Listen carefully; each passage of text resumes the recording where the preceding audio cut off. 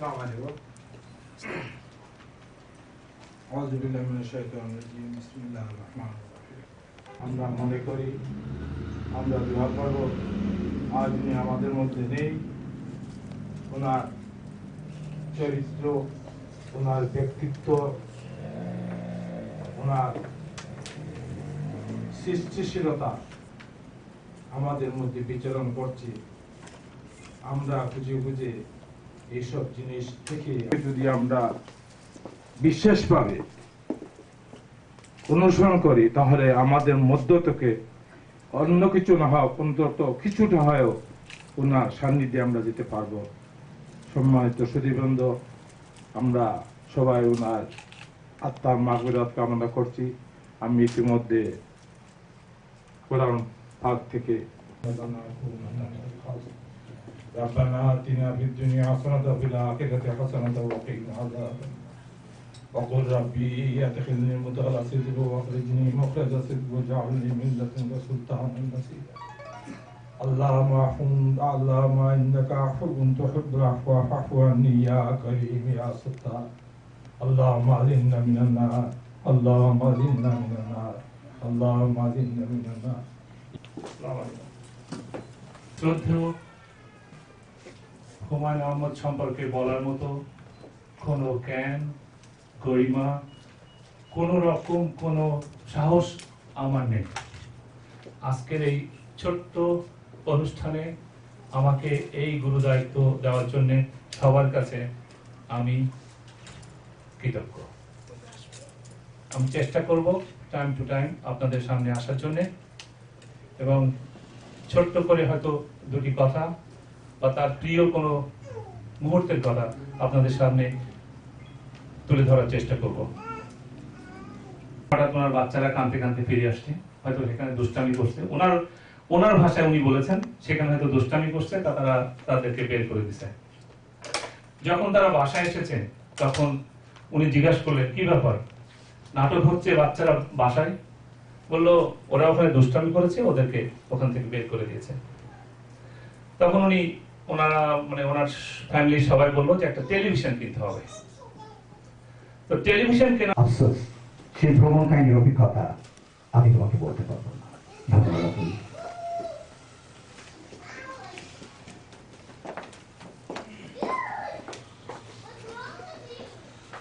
ধন্যবাদ জিতু ভাই। আমরা খুব সংক্ষেপে হয়তো আমাদের অনুষ্ঠান শেষ করতে হবে, কারণ আমাদের একটা বিষয় ছোট করে চেষ্টা করব তার স্মরণে কিছু বলার জন্য।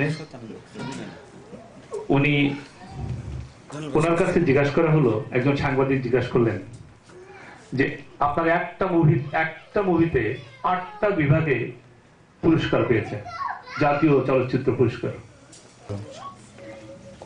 আমাদের এখানে দুজন ডাক্তার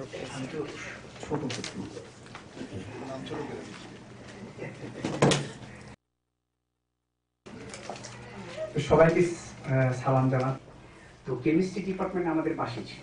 তো আমাদের যেহেতু কেমিস্ট্রি ডিপার্টমেন্ট ভেঙে ফলিত রসায়ন ডিপার্টমেন্ট বা অ্যাপ্লাইড কেমিস্ট্রি ডিপার্টমেন্ট তৈরি হয়েছিল, সেজন্য আমি যদি ঢাকা বিশ্ববিদ্যালয়ে কোনোদিন পড়াশোনা করিনি, জাস্ট পড়িয়েছি সেখানে। তো সেজন্য তার কারণ এই যে একটু আগে মিঠুন ভাই বলল যে ওই যে কালার টেলিভিশনের কথাটা, সত্যি যে কথাটা আমার এত দাগ কেটেছে ভিতরে, খুবই খারাপ লাগছিল। তো আমরা যেখানে সবাই সম্মিলিত হয়েছি, ওনাকে সশ্রদ্ধ শ্রদ্ধা জানাই, ওনার আত্মার মাগফিরাত কামনা করে আমার বক্তব্য শেষ করছি। ধন্যবাদ সবাইকে।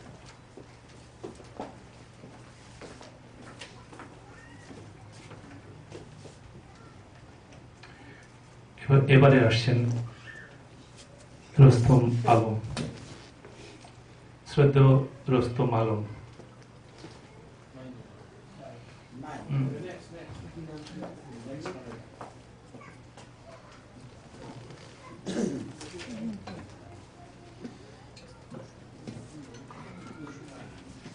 কুসুম আলো। ওকে, আমি ক্ষমা চেয়ে নিচ্ছি, এখানে আমি বুঝতে পারিনি যেভাবে লেখা আছে বাংলায় কুসুম আলম। কুসুম আপাকে আসার জন্য অনুরোধ করছি।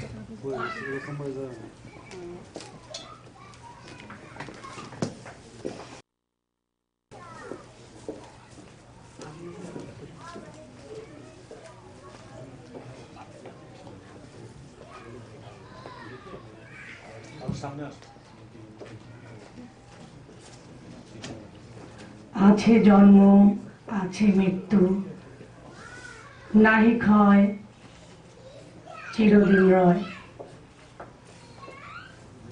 আমরা মানুষ হিসেবে এখানে সবাই সবকিছু চাইলেই সবকিছু করতে পারি না, কারণ এখানে সব সাহিত্যিক, জ্ঞানী গুণী যতজনে আল্লাহ পাঠিয়েছেন এখানে বা পৃথিবীতে, সবই আল্লাহর দান এবং আল্লাহর প্রদত্ত। তাই আমাদের এই কথা সাহিত্যিক হুমায়ুন আহমেদও ছিলেন আল্লাহর আশীর্বাদ এবং প্রদত্ত। সবাই অনেকে অনেক কিছু বলে গেছেন, কিন্তু আমি আর বেশি কিছু বলে সময় নষ্ট করতে যাচ্ছি না। আমরা সবাই এখানে সমবেত হয়েছি ওনার আত্মার শান্তির জন্য, এবং আমরা সবাই দোয়া করব উনি যেন ভেস্ত নসিব হন। ধন্যবাদ।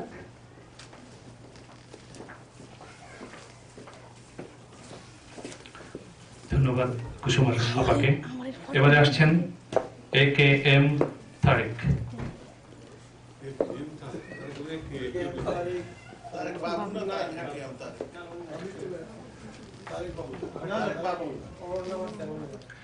ওকে, আমি আবারও ক্ষমা চেয়ে নিচ্ছি, আমার কাছে যা লিস্ট আছে আমি সেই হিসাবে বলছি। সো আমাদের এখানে আমার কাছে আরো একটা নাম আছে, সেটা হলো তারেক। যেহেতু বলেছি, তারেক ভাইকে মঞ্চে আসার জন্য অনুরোধ করছি। তারেক বাবু।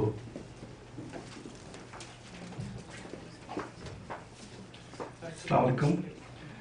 আসলে জাস্ট আজকে থেকে মাস 2 আগে ঠিক এই জায়গাটিতে বসে আমরা আরেক হুমায়ুনের শোক সভা করেছিলাম। সেটা ছিল হুমায়ুন ফরিদের। দুঃখজনক হলো আজকে আরেক হুমায়ুনের শোক সভা করছি ঠিক এই জায়গাটিতে বসে। হুমায়ুন সম্বন্ধে বলতে গেলে সারা রাত বলেও আর সারাদিন বলেও শেষ করার কোনো উপায় নেই যে উনি বাংলা সাহিত্যকে এবং বাংলাদেশের সাধারণ মানুষের যে কথাগুলোকে এত কাছে মানুষের কাছে নিয়ে গিয়েছিল, যে কারণে উনি সবচেয়ে বেশি জনপ্রিয় হয়েছিল। ওনার সেই, যেমন সবাই হলুদ কালারটিকে অনেকেই পছন্দ করতেন না, অথচ উনি সেই হলুদ কালারটিকে বেছে নিয়েছিল হিমু চরিত্রে। তো এই যে কিছু কিছু জিনিস উনি যে মানুষকে নজর কাড়া জিনিসগুলো মানুষের কাছ থেকে উনি করতে পেরেছিল, সেজন্যই উনি নন্দিত একজন বাংলাদেশের কথা সাহিত্যিক হিসাবে পরিচিত লাভ করেছে। এবং মানুষের সারা জীবন যতদিন বাংলাদেশের মানুষ বেঁচে থাকবে, আমার মনে হয় হুমায়ুন আহমেদ তার মৃত্যুটাকে কেউ সহজভাবে ওইভাবে নিতে পারবে না। হুমায়ুন আহমেদ দুটি জিনিস সবচেয়ে বেশি বাংলাদেশের মানুষের কাছে পৌঁছে দিয়েছে। 80 দশকে আমরা জানি, আমরা সবাই সিনেমা বিমুখ ছিলাম। সিনেমা হলে যাওয়ার প্রতি একটা ব্রিটিশ না যাওয়ার প্রতি একটা অন্য ধরনের চলচ্চিত্র হচ্ছিল। কিন্তু সেই মুহূর্তে হুমায়ুন আহমেদ কিন্তু আমাদেরকে চলচ্চিত্রটাকে পরিচ্ছন্ন একটা চলচ্চিত্র করে সবাইকে সিনেমা হলে নিয়ে যাওয়ার একটা পায়তারা করেছিল, আপনারা জানেন। এবং তার সিনেমাগুলো দেখার জন্য বাংলাদেশের সিনেমা হলগুলোতে প্রচুর দর্শক যেত, যেটি ছিল তার সবচেয়ে বড় সফলতা। আর একটি ছিল, আপনারা জানেন 90 দশকে বাংলাদেশের বিভিন্ন স্কুল, কলেজ, বিশ্ববিদ্যালয়ের ছেলেরা যখন অনেকভাবে নেশাগ্রস্ত হচ্ছিল, কিন্তু সেই মুহূর্তে হুমায়ুন আহমেদের এক একটি জিনিস সেই সমস্ত পাঠকের হাতে তুলে দেওয়ার পরে সেই জিনিসটি কিন্তু বিলুপ্ত ঘটেছিল। আপনারা জানেন যে সে নেশার হাত ছেড়ে সবার হাতে বই এসেছিল, এবং যে বইগুলো পড়ে তাদের ভিতরে একটি উদ্দীপনা সৃষ্টি হয়েছিল, যে উদ্দীপনা আজকে বাংলাদেশের মানুষের কাছে এত কাছে সে যাওয়ার, সে যেমন আমাদের এক ভাই বলেছেন, জিতু ভাই, যে উনি নিউ ইয়র্কে বসে সবাই শুনতো গান, উনি শুনতো ব্যাঙের শব্দ, উনি শুনতো বৃষ্টির পড়ার শব্দ। এই যে ব্যতিক্রম কিছু, তো এটি হচ্ছে আমার মনে হয় হুমায়ুন আহমেদের সবচেয়ে বড় বৈশিষ্ট্য, যে হুমায়ুন আহমেদ আপনার আমার হৃদয়ে ভিতরে যে বাধা বেঁধেছে। আপনারা জানেন বাংলাদেশের নাট্য জগতের এমন কোন নাটক, আমরা সবাই নাটক দেখি, কিন্তু নাটক নিয়ে আন্দোলন হয়েছে বাইরে বদির ভাইয়ের কিছু হলে চলবে আগুন ঘরে ঘরে, এই যে একটা বাকের ভাই, সরি, এই যে একটা নাট্য আন্দোলন, কোনোদিন আমরা বাইরে আন্দোলন করেছি বিশ্ববিদ্যালয় বা ছেলেরা সবাই মিলে যে বাকের ভাইয়ের কিছু হলে এই যে মানুষের যে জিনিসটা আমরা তাদের কাছে পৌঁছে দেওয়ার জন্য, আমার হাতে 1 মিনিট আছে, তো আমরা আশা করছি যে এই হুমায়ুন আহমেদ নুহাশপল্লীতে আমাদেরকে একটি জিনিস আমাদের এই প্রবাসী জীবনের মধ্যে বিচরণ করেছে, সে আমরা তাকে মনে রাখবো। আমাদের প্রবাসীদের পক্ষ থেকেও যদি এমন কিছু সৃষ্টি আমরা করতে পারি তার জন্য, সেটাই হবে আমাদের প্রবাসীদের জন্য বড় সার্থকতা। ধন্যবাদ। আজকে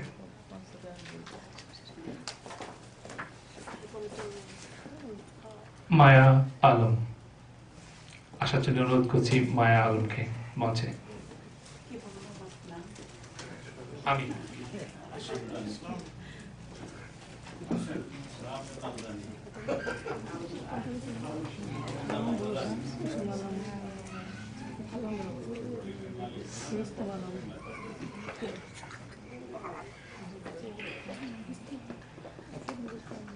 আমি হুমায়ুন আহমেদের খুব ভক্ত, কাজেই ওনার মৃত্যু শোনার সঙ্গে সঙ্গে আমিও ঠিক কেঁদেছিলাম সবার মতো, এবং এখনো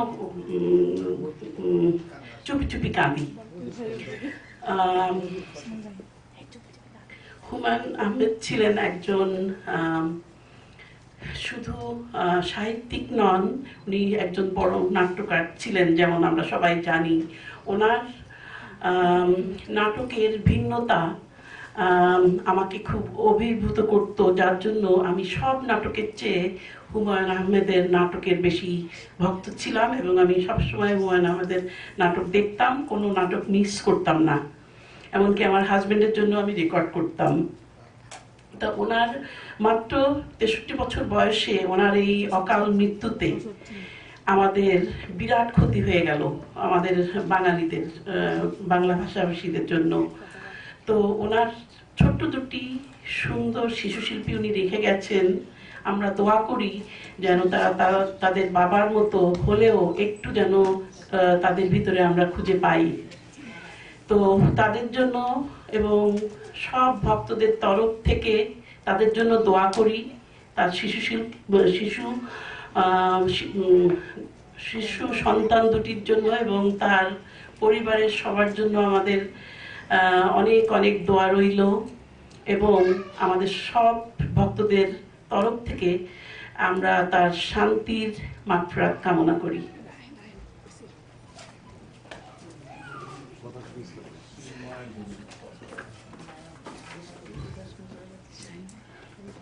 আমি নিজেই ছোট করে বলছি, বাট যারা আসবেন তাদেরকেও ছোট করে বলার জন্য অনুরোধ করছি, সময় খুব অল্প। এবারে আসছেন সৈয়দা বিপাশা হোসেন খুশি।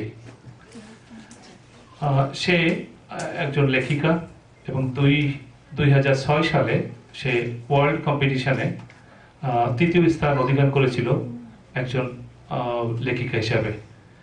সে কবিতা লেখে। আসছে সৈয়দা বিপাশা হোসেন খুশি।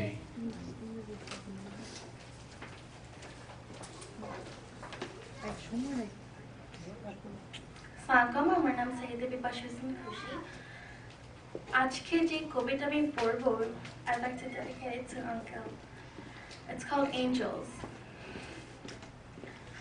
Like an angel without a sense of mercy, rise young boy to the heavens as a legend. Cold wind as blue as the sea. Tears open the doors to your heart, but unknowing as you seem, just staring, desperate for something to hold.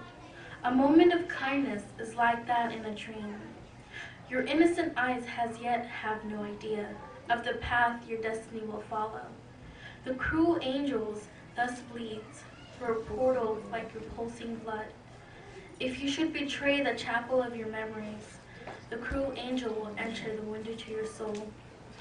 So stand tall and embrace the fire of legend. Embrace the universe like a blazing star.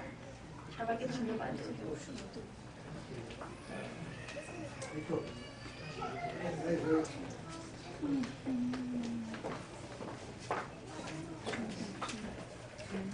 আসছেন Yunus Rahi, doctor Yunus Rahi. মাইকটা উঠা দিবে।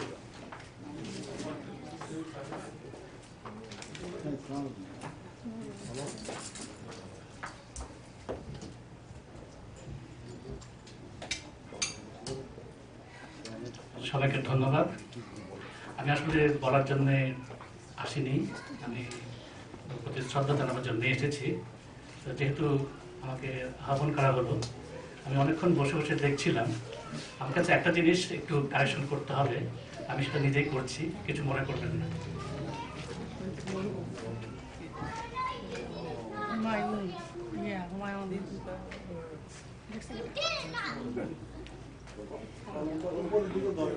আমি সবসময় আমার পকেটে কলম রাখি এবং সবাইকে দেখিয়ে রাখি, কারণ অনেক সময় অনেকের কলম দরকার হয় এবং আজকে আমার নিজেরই দরকার লাগলো। তো যাই হোক, আমরা হুমায়ুন আহমেদের মৃত্যু আজকে মাত্র 10 দিন হলো। এর মধ্যেই লস অ্যাঞ্জেলেসের মতো জায়গায় যারাই এত কম সময়ের মধ্যে এই অনুষ্ঠানটির আয়োজন করতে পেরেছেন, তাদের প্রতি আমি অশেষ ধন্যবাদ জানাচ্ছি। সত্যি একটি ভালো কাজ। আজকে আমি যেহেতু এই যে বারান্দা ধরলাম, এর পেছনে আমি বলবো হুমায়ুন আহমেদই দায়ী। কারণ তার বই এত পড়েছি যে মানে চোখের সামনেই দেখলেই বুঝতে পারি কোন বানানটা সত্যি, কোন বানানটা সত্যি নয়। তো সেই জন্যই আমার বাসায় হুমায়ুন আহমেদের প্রায় সবগুলো বই আছে। তো এটা আমি গর্ব করেই বলতে পারি এবং এর জন্য আমার স্ত্রীও দায়ী, ভালো ভালো দিক দিয়ে দায়ী আর কি। তো এটাই হচ্ছে আমাদের শ্রদ্ধা। আমি বলবো হুমায়ুন আহমেদ একজন প্রখ্যাত সাহিত্যিকই নন, উনি আজকে একজন প্রখ্যাত মানুষ, এবং সেটাই মানুষের সবচেয়ে বড় পরিচয়। উনি এত লেখা লিখে গেছেন এবং শেষ যে তথ্যটি জানা গেছে সেটা হচ্ছে উনি একজন ভালো ম্যাজিশিয়ানও ছিলেন। ওনার নিজের ভাই সেটা বলেছেন।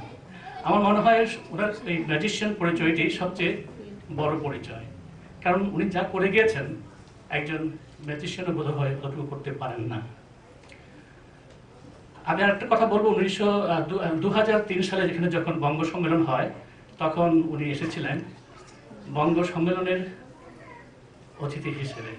তখন তার সাথে আমাদের বেশ কাছাকাছি সম্পর্ক হয়েছিল। তো উনি ছোট বাচ্চাদের খুব পছন্দ করতেন।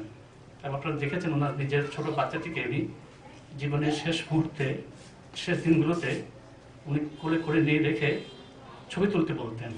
কারণ উনি বলতেন যে আমার একটাই দুঃখ থাকবে যে আমার ছেলেটি বড় হয়ে জানবে না, সে আমার কোনো স্মৃতি তার কাছে থাকবে না।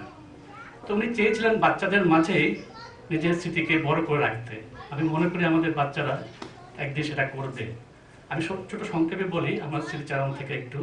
2003 সালে যখন ওনার সাথে দেখা হয়, একসাথে বসে কথা বলছিলাম এবং প্রথম কথাটি বলেছিলাম যে ওনার নন্দিত নরকে থেকেই আমি ওনার লেখার পাঠক। উনি খুব খুশি হয়েছিলেন সেটাতে। এবং একটা বই ওনার হাতে ছিল, উনি বললেন যে আমি একটা বই এখানে আছে, আমার ছেলের নাম অঙ্কন, কিন্তু ওর একটা মিডল নেম আছে, সেটা হচ্ছে নুহাস। আমি বললাম যে আপনার ছেলের নামও নুহাস, আপনি ওকে একটা বইটা একটু শুভেচ্ছা বানিয়ে দিয়ে নিজের স্বাক্ষর দিয়ে যদি উপহার দেন তাহলে ভালো লাগবে। তো উনি ওই সেভাবে লিখে দিয়েছিলেন।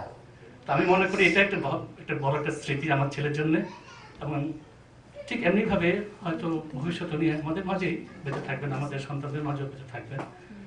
এবং যে কথাটি বললাম, মানুষ চলে যায় কিন্তু কি রেখে যায়? স্মৃতি রেখে যায়। এবং এই ক্ষেত্রে আমার কাছে যে স্মৃতিটা সবচেয়ে বড় মনে হবে সেটা হচ্ছে যে উনি একজন প্রখ্যাত এবং ভালো মানুষ ছিলেন। ধন্যবাদ।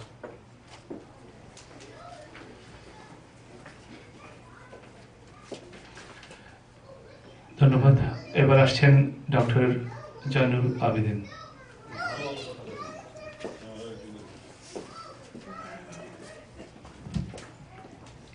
আসসালামু আসসালামু আলাইকুম। অনেক কথা শুনলাম আমাদের মরহুম হুমায়ুন আহমেদের উপরে। তো সাংস্কৃতিক সাহিত্যিক নিয়ে আপনারা যা কথাগুলো বলেছেন সবগুলাই সত্য এবং আরো সত্য বেরিয়ে আসবে, কিন্তু আমি অন্যদিকে একটা জিনিস চিন্তা করতেছি। ওনার লেখা থেকে এত বড় যে একটা ইন্ডাস্ট্রি ক্রিয়েট হয়েছে, এত বড় ইন্ডাস্ট্রি বোধহয় বাংলাদেশে এখন আর নাই। এটা আরো বাড়বে, শুধু যে ওনার লেখা থেকে একটা বেরোচ্ছে, ওনার লেখা পড়ার জন্য মানে রিসার্চ হবে, ইউনিভার্সিটিতে সিলেবাস হবে, স্কুল কলেজে সিলেবাস হবে, যেমনটি করে রবীন্দ্রনাথের বা নজরুলের লেখার উপরে বা ওনাদের লিটারেচারের উপরে রিসার্চ হচ্ছে। এখন এটা শুরু হবে বাংলাদেশে। এখন বাঙালিদের, আমরা যারা বাংলা ভাষায় কথা বলি, বাংলা ভাষার মধ্যে 400 মিলিয়নের মতো লোক কথা বলে। এখন আগে এই বাংলার কেন্দ্র ছিল কলকাতা আমাদের, এখন ওটা চেঞ্জ হয়ে গেছে। নার্ভ সেন্টার ইজ এখন ঢাকা, এখন বাংলাদেশ। কাজে এই যে বাংলাদেশের যে এখন বাংলা মায়েদের যে কৃতিত্ব, এটা যে কত বড় বাংলা মায়েরা আপনারা বুঝেন কিনা, আমরা এটাকে অনেক গর্ব মনে করি। বাঙালিরা এখন জন্ম দিয়েছে নোবেল প্রাইজ ওনার্স, বাঙালিরা এখন জন্ম দিচ্ছে যে আমাদের ক্রিকেট টিম বিশ্বের বাজারে এস্টাবলিশ হচ্ছে, ইয়াংরা। এই যে ভাবে আমরা যেটা পাচ্ছি, এটা অনেক পাওয়া। এটার এই জন্য হচ্ছে এখন বাংলাদেশের অনেক রিসোর্সেসও রয়েছে। বাংলাদেশে 200 মিলিয়নের বাস এখন, এটার থেকে এই জন্য এগুলো হচ্ছে। আশা করি এটা হতেই থাকবে। আমি এইখানে বেশি কথা না বলে একটা কথা বলতে চাই, সত্যি গুরুজনকে শ্রদ্ধা করা আমাদের জন্য একটা দায়িত্ব।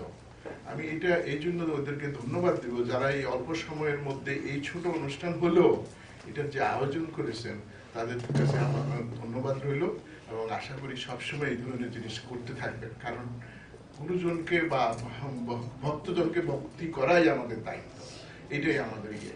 তো এই কথা বলে আমি আমার কথা শেষ করলাম। Thank you.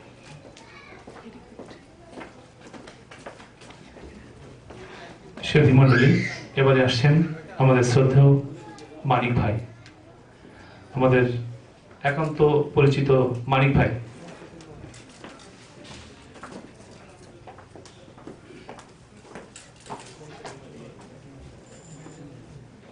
আসসালামু আলাইকুম।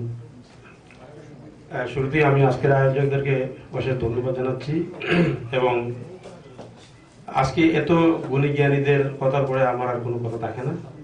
আমি শুধু এটাই বলবো যে একটি অন্ধকার রাতে যেভাবে আমরা আকাশের মধ্যে একটা উজ্জ্বল নক্ষত্র দেখতে পাই, হুমায়ুন আহমদ ছিলেন তারই একটি প্রতিচ্ছবি এবং সেই নক্ষত্র অকালেই ঝরে গেছে। আমি শুধু মরহুম হুমায়ুন আহমদের আত্মার মাগফিরাত কামনা করতেছি এবং ওনার শোকতপ্ত পরিবারের প্রতি আমার সমবেদনা জ্ঞাপন করতেছি। তার আগে যাওয়ার আগে আরেকটা কথা বলবো, আমি অত্যন্ত সৌভাগ্যবান।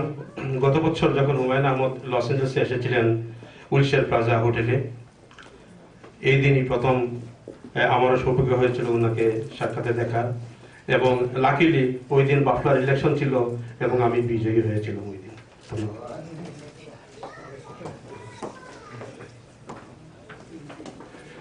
এবারে আমাদের মাঝে মঞ্চে আসার জন্য অনুরোধ করব আমাদের শ্রদ্ধেয় ইসমাইল ভাই।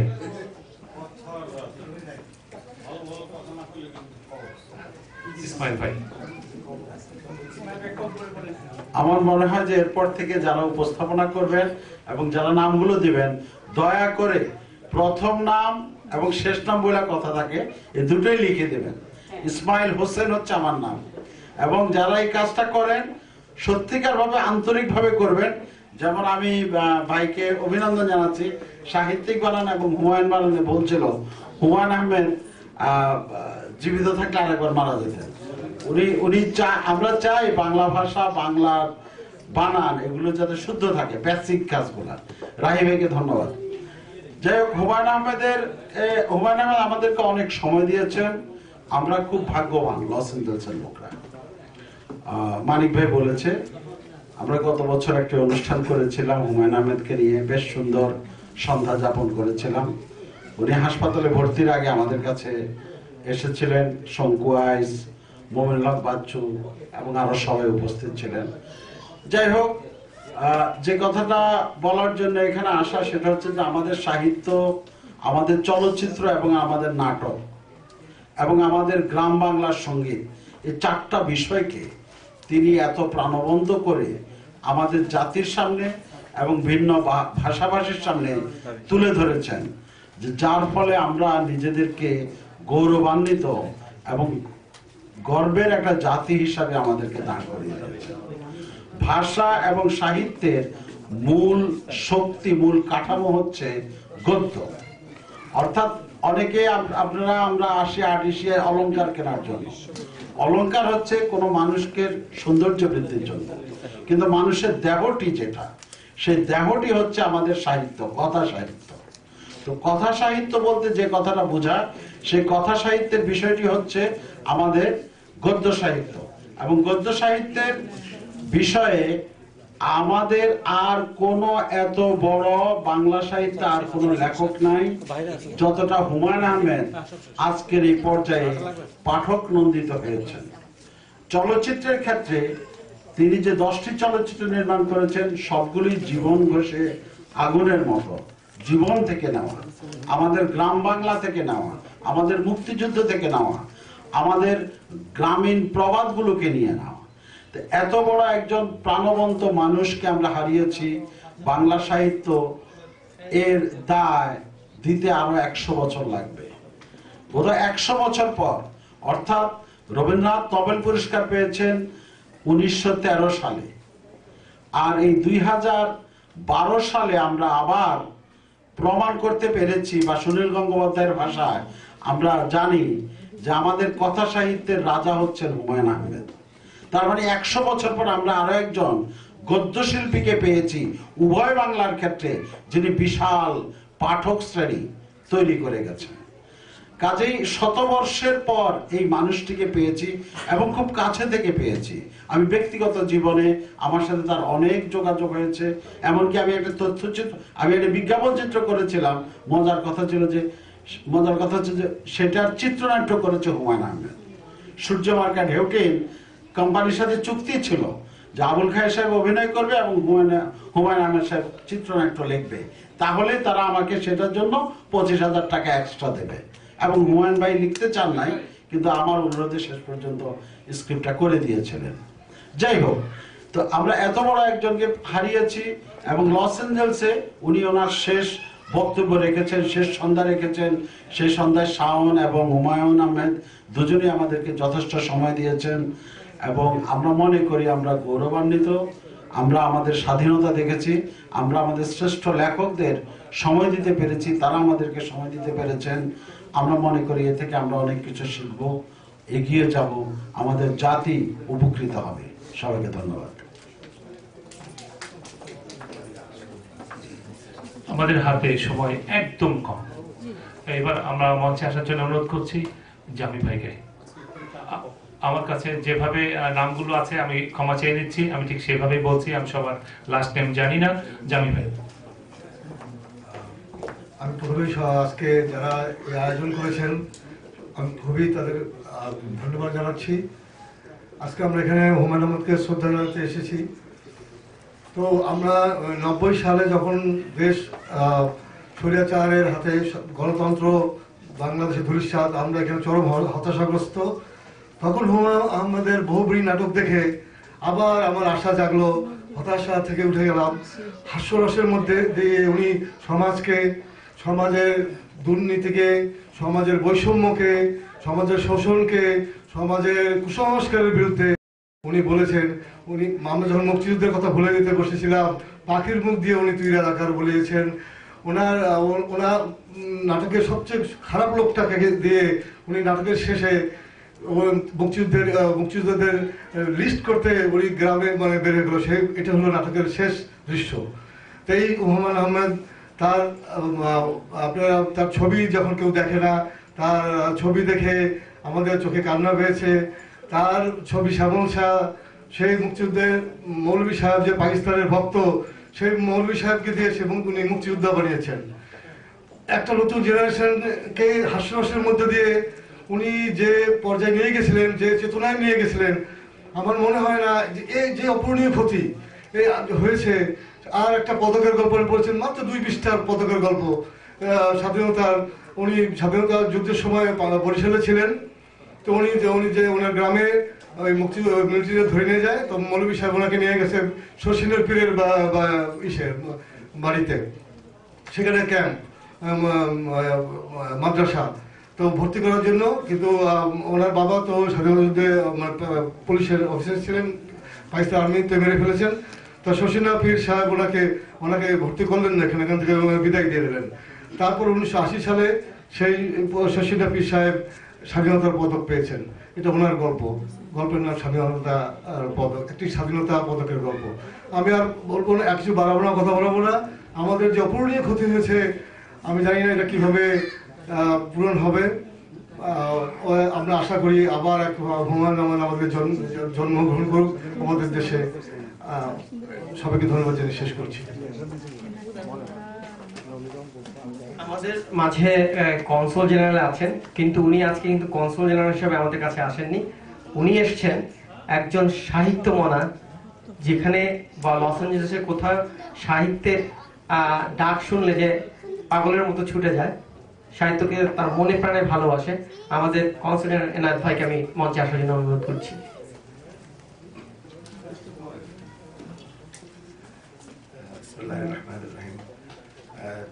পবিত্র রমজান মাসের এই দিনে জনাব মরহুম হুমায়ুন আহমেদ উনি এত শীঘ্র আমাদেরকে ছেড়ে চলে যাবেন, এটা আমাদের বোধহয় কারো আশা ছিল না। তবু মানুষের ডেস্টিনি ফিক্সড, এবং মানুষ যে আয়ু নিয়ে আসে ওইটা শেষ করে পৃথিবী থেকে বিদায় নেন। কিন্তু হুমায়ুন আহমেদের যে অবদান বাংলা সাহিত্যে, উনি মানুষকে যে তরুণ সম্প্রদায়কে বিশেষ করে যে সাহিত্যের দিকে আকৃষ্ট করেছিলেন, এবং একটা পশ্চিমবঙ্গ কেন্দ্রিক যে একটা সাহিত্যের একটা সাম্রাজ্য ছিল, সেটাকে উনি ভেঙে দিয়েছিলেন। এটা উনি আমাদের পূর্ববঙ্গের ভাষা, এখানকার চারিত্রিক বৈশিষ্ট্য এবং এখানকার যে এলিমেন্টসগুলোকে নিয়ে যে সাহিত্য রচনা করেছেন, সেটাকে মানুষ প্রচণ্ডভাবে মানুষকে আকৃষ্ট করেছে, এবং এটা উনি মানুষকে বইমুখী করতে পেরেছিলেন। এটাই ওনার বড় সাফল্য। উনি ছিলেন প্রচণ্ড একজন প্রকৃতিপ্রেমিক, মানে প্রকৃতির যে চমৎকার যে দিকগুলো, একটা জ্যোৎস্নার যে একটা সৌন্দর্য আছে, একটা বৃষ্টিপাতের যে সৌন্দর্য আছে, একটা যখন গ্রীষ্মের থেকে বসন্ত পরিবর্তন হয়, যখন শীত থেকে বসন্ত আসে, এবং পরিবর্তনের মধ্যে যে সৌন্দর্যগুলো প্রস্ফুটিত হয়, সেগুলোকে উনি মানুষকে চোখে দিয়ে সেটাকে উপভোগ করতেই করেছেন। উনি একটা লেখায় বলেছিলেন যে আমি একবার যদি 10 বছর বাঁচি, আমি কতটি জ্যোৎস্না উপভোগ করতে পারবো, সেটা উনি ক্যালকুলেট করতেন। তা অনেক কিছুই কভার করেছেন। যেটা কভার করা হয় না সেটা হচ্ছে একটা জিনিস, যে হুমায়ুন আহমেদ কিন্তু প্রচন্ড একটা আধ্যাত্মবাদী লোক ছিলেন। উনি কিন্তু ভেতরে ভেতরে খুবই ধার্মিক ছিলেন, এবং উনি ঈশ্বরের প্রতি একান্তভাবে নিবিষ্ট মনে উনি ঈশ্বরকে সৃষ্টিকর্তাকে উনি মনে করতেন। ওনার লেখায় কয়েকটা লেখাই আছে, এবং সে সাক্ষাৎকার যেটা উনি হয়েছে আছে, সেটা বেরিয়েছে, সেটার রেকর্ড আছে, যে উনি ওনার কিছু কথা আছে যেটা উনি আমার ডেস্টিনি ফিক্সড, এবং আমি বোধহয় বেশি দিন সত্যি চলে যেতে হবে। কিন্তু আর একটা উনি ওনাকে একজন লোক অনুরোধ করেছিল যে আপনি আমাদের মহানবীর পরে একটা জীবনী রচনা করুন। উনি সেই জীবনী রচনা করার জন্য প্রস্তুতি নিচ্ছিলেন, বই পুস্তক পড়াশোনা করেছিলেন, এবং উনি একটা আত্মনির্ভর ছিল যে কোনো কিছুর প্রতি অন্যভাবে অন্য দৃষ্টিতে দেখতেন। উনি ওনার নবীজির একটা নাম লিখে উনি সামনে রেখে দিয়েছিলেন ওনার বেডের পাশে, যে আমি যেদিন নবী সাল্লাল্লাহু আলাইহি ওয়াসাল্লামকে স্বপ্ন দেখবো, সেদিন থেকে ওনার জীবনের লেখা আমি শুরু করবো।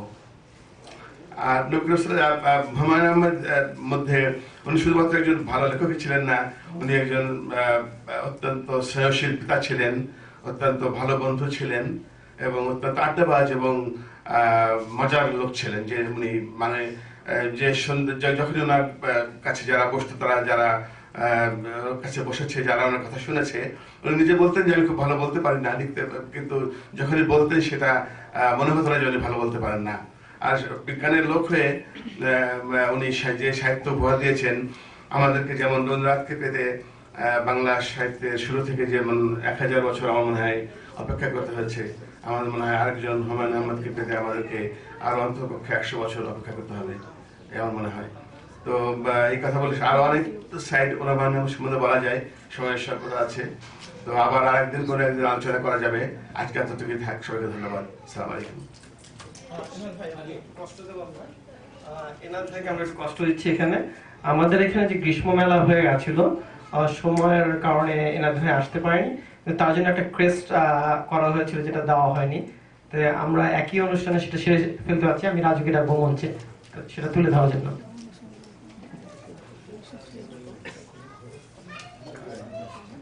ক্রেস্টটাকে আমি মিঠুনদাকে পড়ে শোনানোর জন্য অনুরোধ করছি।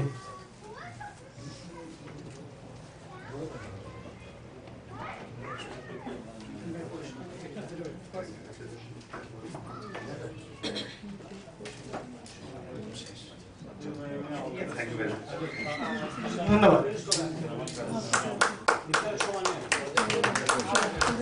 সুধী মণ্ডলী, আমাদের হাতে আর সময় নেই। আমাদের আরো কিছু বক্তা ছিলেন, তাদের হয়তো আমরা এটা আপনারা কন্টিনিউ করলে ইফতারির পরে করব, বাট প্লিজ জয়েন করেন আমাদের সাথে ইফতারি।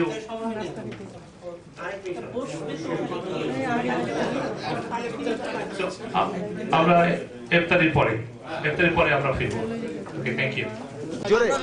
বাসায় যাই, সেখানে আমরা ইফতার জন্য যাই এবং সেখানে আমাদের স্নেহের রাজু সে প্রস্তাবনা করে যে আমরা হুমায়ুন আহমেদ সম্পর্কে আমাদের একটা অনুষ্ঠান করা উচিত।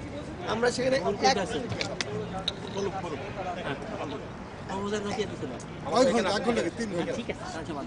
এক মিনিটের নীরবতা পালন করা হয় এবং তারপরে রাজুকে ভার দেওয়া হয় লিটল ঢাকা নেওয়ার জন্য। এবং রাজু আমাকে কল দেওয়ার পরে আমরা সবার সাথে আলাপ করি এবং আমরা সবাই মিলে, আমাদের সাথে যারা ছিল, তারেক বাবু ছিল, আমাদের আলিয়া শেখ রুনু ছিল, আমাদের শামসুদ্দিন মানিক ছিল, আমাদের ডক্টর রফিক আলম ছিল, যারা ছিল, আমাদের জামি ভাই ছিল এবং আমাদের কবির ভাই ছিল, রিপনের সাথে আলাপ হয় আমার বন্ধু রিপন ছিল, আমাদের মিথুন ছিল, আমাদের বদি ভাই ছিল, আমাদের জনাল ভাই ছিল, আমাদের কুদ্দুস খান ছিল।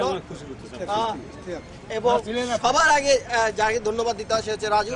রাজু হচ্ছে সবচেয়ে বেশি রাজু ইজ দ্য গ্রেট এই ইভেন্টের জন্য। এবং আর তারপর যার নাম আসছে সেটা হচ্ছে আমাদের বদি ভাইয়ের সহযোগিতা এবং তার উৎসাহে আমরা এই অনুষ্ঠানটা করি। এবং আমরা আশা রাখি যে সবাই যদি একত্রিত থাকি আমরা যে কোনো অনুষ্ঠান সাকসেস করতে পারবো। আজকের এই অনুষ্ঠান তাই তার প্রমাণ রাখে। আর আমি সবার কাছে একটা অনুরোধ থাকবে, আমাদের আমি না আমরা প্লিজ। এবং আমাদের স্লোগানই ছিল আমরা, আয়োজনে আমরা। জাতীয় কোনো ব্যাপারে সবাই মানে এখানে তো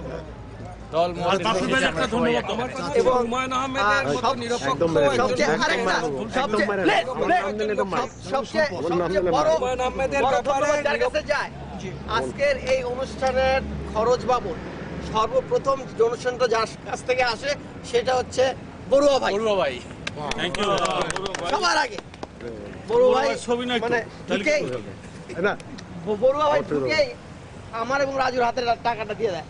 এটা আমার পক্ষ থেকে তোমাদের একটা জিনিস বলেন, হুমায়ুন আহমেদের অনুষ্ঠানে যদি কেউ মনে করে যে আরেকটা হুমায়ুন অনুষ্ঠান আমরা করব আরেক জায়গায় এবং সেটা আমরা আসব আর ওনারা যাবেন না, সেই জিনিসটা যেন না হয়।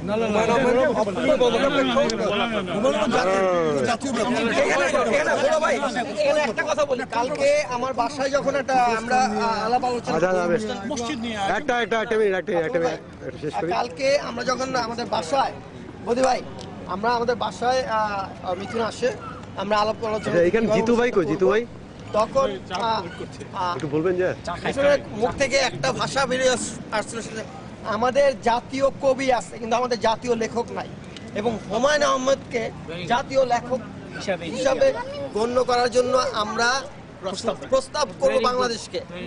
এবং এটা আমার না, এটা মিথুনের কথা, এটা লিখিত সবার কথা, আমাদের কথা। মিঠুন ভাইয়ের সাথে একটা বিষয়ে কথা বললাম, ওটা আপনি বলবেন প্লিজ, যে আমরা যদি পারি যে হুমায়ুন আহমেদ স্মৃতি সংঘ কিছু একটা করে, মানে আজকের অনুষ্ঠান, আজকে আলোচনা শেষ, দ্যাটস ইট, নো মোর, এরকম না করে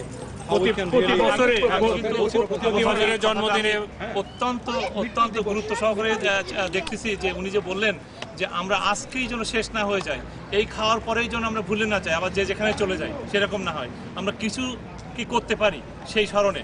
যে শুরুতে আপনার কথাটা শুরুতে আমরা শুরু করতে হয়তো যেখানে কিছু একটা কথা বলে দিচ্ছি, সেটা হচ্ছে যে হুমায়ুন আহমেদের শুরুর জন্য মানে একটা কিছু শুরু করার ক্ষেত্রে ওয়েবসাইট একটা আমি তৈরি করবো এবং ফুল কস্ট অল বিয়ার,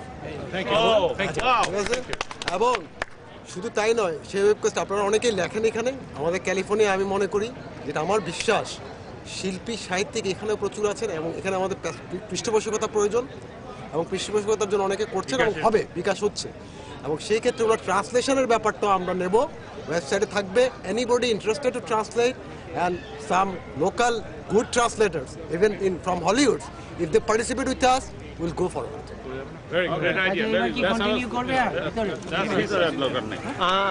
আপনারা কিছু বলেন?